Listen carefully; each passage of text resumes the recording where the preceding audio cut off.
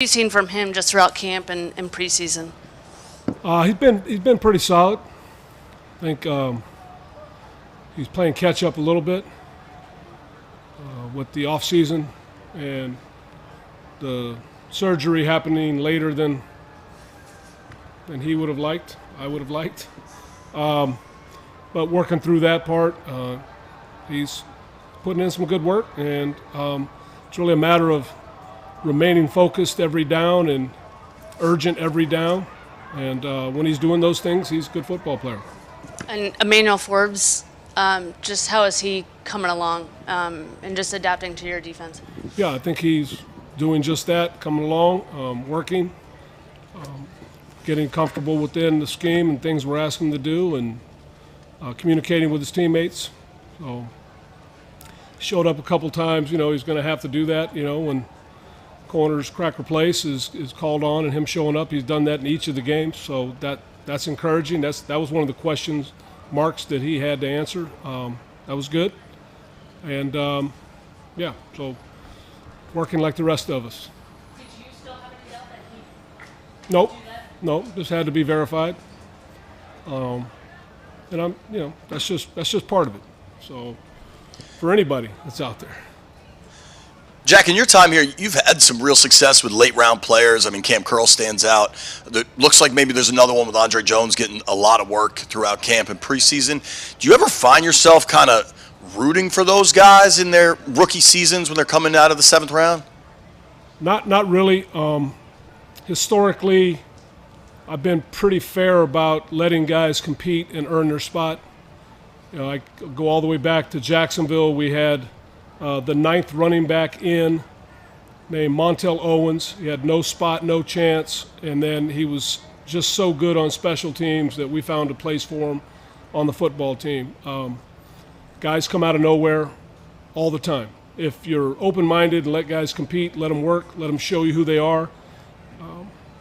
How you get selected or where you get selected doesn't really matter when you get here.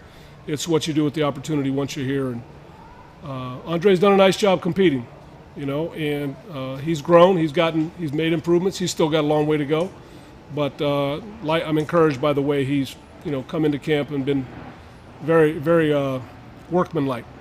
What does that do for kind of the psyche of the roster when guys know the UDFAs and the guy that just signed a fat second contract? Everybody's got to come in and get ready. I mean, I think we like to have a culture here where you get what you earn, and we're gonna reward those that do the things we're looking for, and it doesn't matter how you enter. So I think that part has been pretty good for us. Ron talked a little about Cody Barton having to adjust to the downhill techniques that you guys run. Just kind of wondering what you've seen from him in terms of adapting to a new scheme. Yeah, really pleased with Cody. He's very, very aggressive.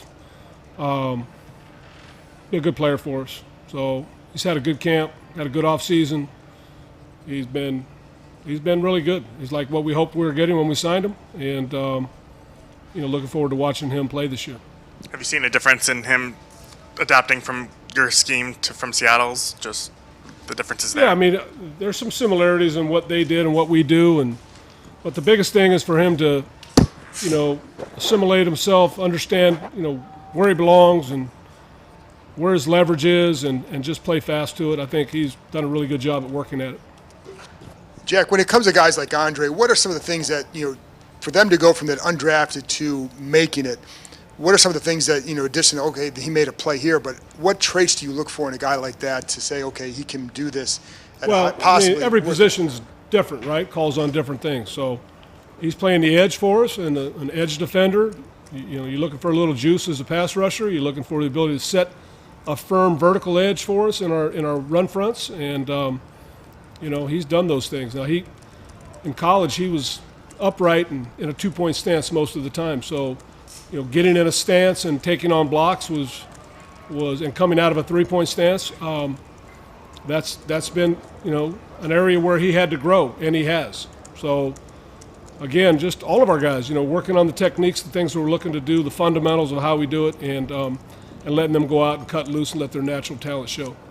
And with your secondary, and just you have an experienced secondary in your system and all that. How much of an advantage can that give you when even little things like disguising coverages, and how big can that be for you, the ability to do that? Yeah, we should grow, and the time that we have together, working together, should pay dividends. I think Brent Wieselmeyer, Rock Rogers, and Christian Garcia are doing a great job, really working those guys in the back end, playing fast, understanding leverage. All those things. I think they've had a really good camp.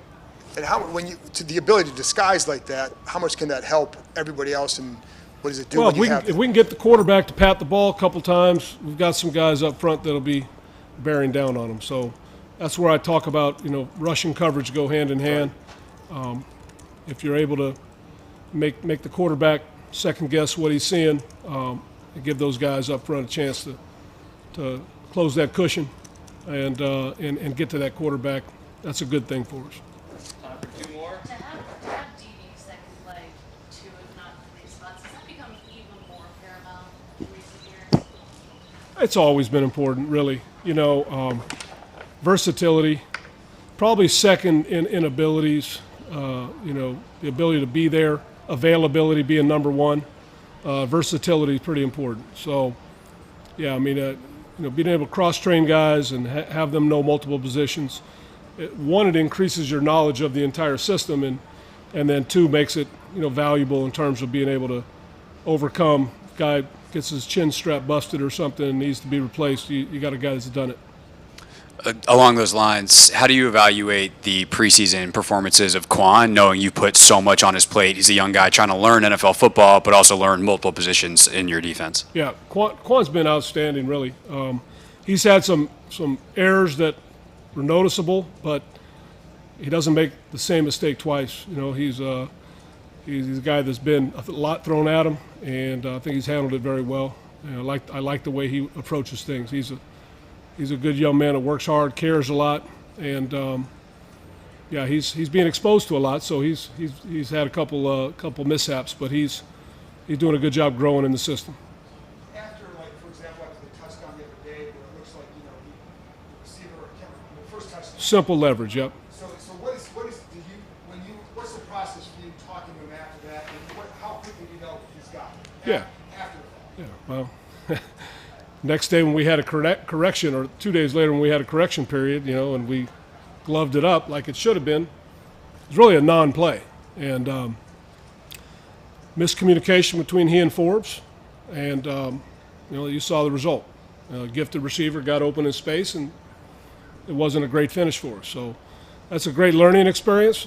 I would anticipate that he not make that kind of mistake again. And so I think when you see that, when he sees that, it kind of slows down. Oh, I saw this. This is the experience I had. I need to communicate this to my buddy, and this is how we play it. And so those kind of things are what we're doing. We're growing. We're learning. We're trying to teach and develop, and that's just part of the process. Nikki, last one. Generally, would you say you're more of a Wheel of Fortune guy or a Family Feud guy? Say that again. Are you more of a Wheel of Fortune guy or a Family Feud guy? Oh, I am a Family Feud guy all the way. I go to Steve Harvey just about every night. Get a couple laughs before I go to sleep. Hands down. What are you getting on the show? Chase got on. And Chase was pretty good on there. I saw him, yeah. So I don't know if I'll be on the show anytime soon, but I do enjoy. Steve Harvey is a character that I enjoy. So yeah, I'm a Family Feud guy. Thank you, Coach. All right. Did you know I was a Family Feud guy? You see that? I plugged Ah, yeah. You got me. Sir's close to you.